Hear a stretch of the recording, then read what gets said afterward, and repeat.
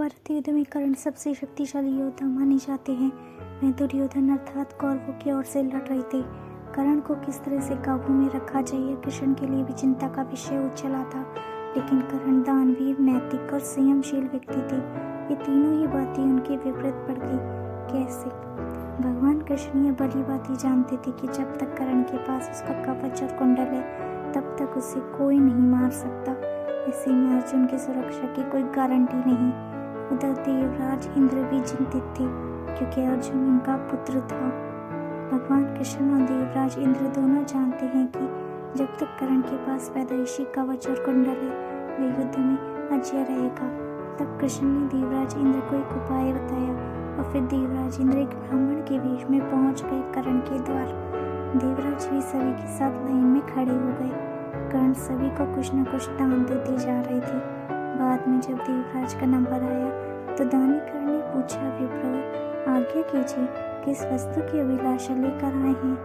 विप्र बने इंद्र ने कहा, हे महाराज, मैं बहुत दूर से आपकी प्रसिद्धि सुनकर आया हूँ।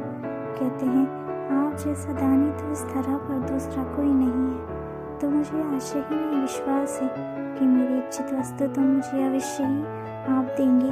फिर भी मन में कोई शंका न रहे, इसलिए संकल्प कर ले, तभी मैं आपसे मांगूंगा, अन्यथा आप कहें तो मैं खाली हाथ चला जाता हूँ। तो ब्राह्मण के वेश में इंद्र ने और भी विनम्रता पूर्वक कहा, नहीं राजन, आपके प्राण की कामना हम नहीं करते। बस हमें इच्छित वस्तु मिल जाए तो हमें आत्म शांति मिले। पहले आप अर्पण कर ले तो ही मैं आपसे दान मांगू। कर्ण ने तेज में आकर जल हाथ में लेकर कहा, हम प्रण करते हैं विप्र, अब तुरंत मांगिए।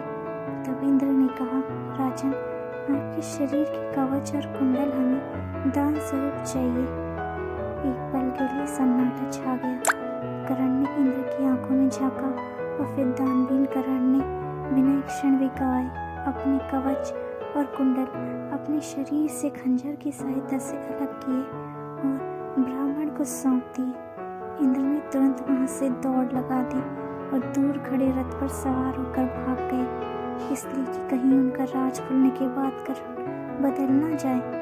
कुछ मील जाकर इंद्र का रथ नीचे उतरकर भूमि में धंस गया। तभी आकाशवाणी हुई, देवराज इंद्र, तुमने बड़ा पाप किया है। अपने पुत्र अर्जुन की जान बचाने के लिए तूने छलपूर्वक कर्ण की जान खतरे में डाल दी है। अब यह रथ यहीं धंसा रहेगा और तू भी यहीं धंस जाएगा। कर्ण ने कहा, देवराज, मैंने आज तक कभी किसी से कुछ नहीं मांगा और ना ही मुझे किसी से चाहिए। कर्ण सिर्फ दान देना जानता है, लेना नहीं। तब इंद्र ने विनम्रतापूर्वक कहा, महाराज कर्ण, आपको कुछ तो मांगना ही पड़ेगा, अन्यथा मेरा रथ और मैं यहाँ से नहीं जा सकता हूँ। आप कुछ मांगेंगे तो मुझ पर बड़ी कृपा होगी। आप जो भी मांगे मैं देने को तैयार हूँ।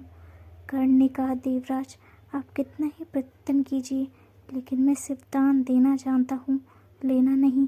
मैंने जीवन में कभी कोई दान नहीं लिया।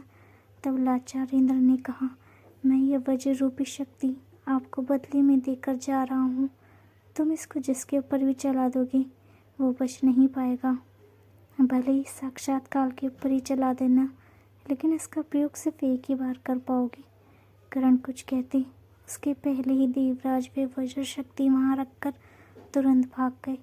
कर्ण की आवाज़ देने पर भी वो रुके नहीं। बाद में कर्ण को उस वज्र शक्ति को अपने पास मजबूरन रखना पड़ा। लेकिन जैसे ही दुर्योधन को मालूम पड़ा कि कर्ण ने अपने कवच कुंडल दान में दिए तो दुर्योधन को तो चक्कर ही आ गए। उसको हस्तिनापुर का राज्य हाथ से जानता दिखने लगा। लेकिन जब उसने सुना कि उसके बदले वज्र शक्ति मिल गई तो फिर से उसकी जान में जान आई। अब इसे भी कर्ण की गलती नहीं मान सकती, उसकी मजबूरी थी। लेकिन उसने यह गलती यह है कि वह इंद्र से कुछ मांग ही लेता। नहीं मांगने की गलती तो गलती ही है। अरे वज्र शक्ति को 3 बार प्रयोग करने की इच्छा ही व्यक्त कर देता। दोस्तों, अगर आपको कहानी अच्छी लगी हो तो चैनल को लाइक और सब्सक्राइब कीजिएगा ताकि आपको इसी तरह की और कहानियाँ टाइम टू टाइम मिलती रहे। And thank you so much for watching. Thank you once again. Keep watching, keep subscribe, keep follow for more stories like